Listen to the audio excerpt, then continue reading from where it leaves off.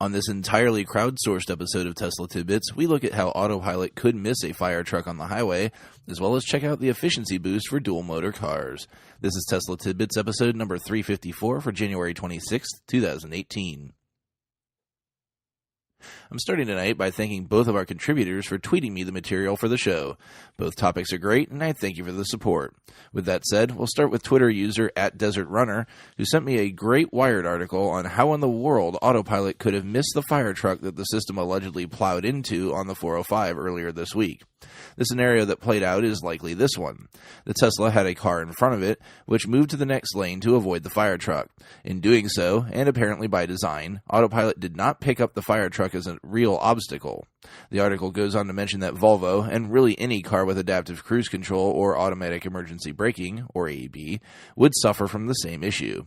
The article notes that Tesla is aware of the issue and even notes it in the car's owner's manual.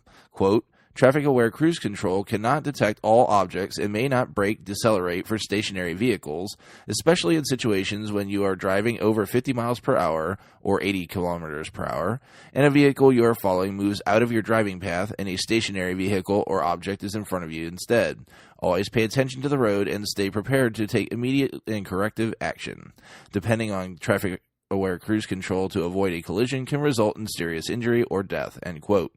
The moral of the story here, as I stated yesterday, always be ready to take over for Autopilot and intentionally disengage anytime you see a questionable situation.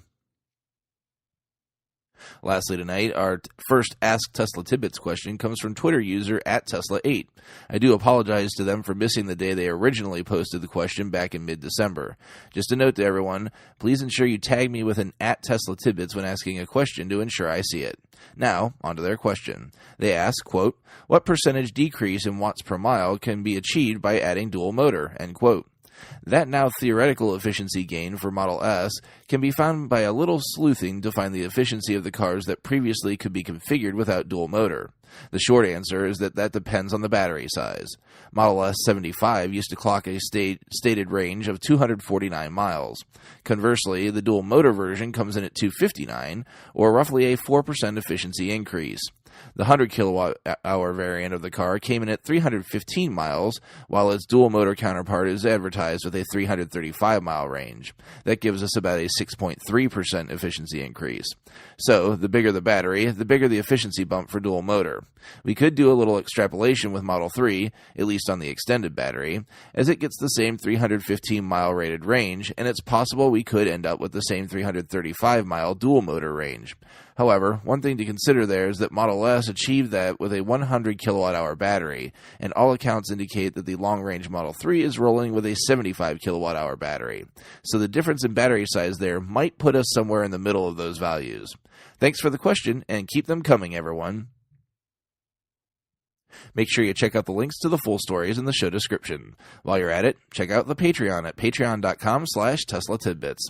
Thanks very much to the super patrons supporting the show at the $10 plus level.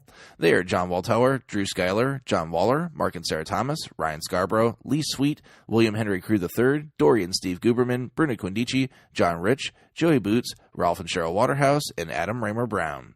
Thanks also to a couple of new patrons that joined recently that elected to remain anonymous. You're very much appreciated as well.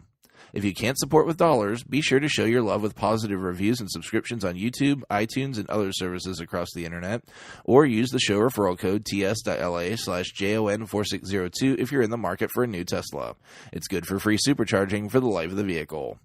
That's it for this week. If you have feedback for me, the best way to be heard is to tweet @Tesla Tidbits, and as I mentioned, use the hashtag AskTeslaTidbits if you'd like your question to be considered for the show.